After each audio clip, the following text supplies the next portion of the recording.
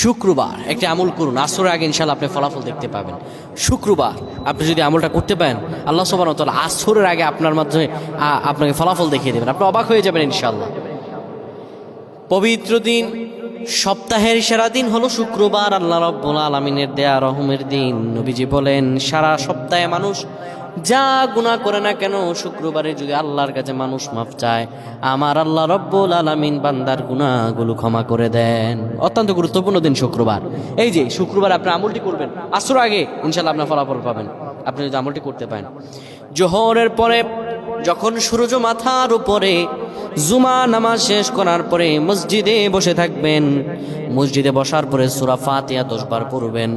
এরপরে একটি দোয়া পড়বেন, আর রহমান আর রহমান আর রহমান আর রহিম, আর রহমান আর রহমান আর রহিম, এইভাবে আপনি 10 বার পড়বেন। এরপরে দুরূদ 10 বার পরে দোয়া করবেন, আল্লাহ রাব্বুল আলামিন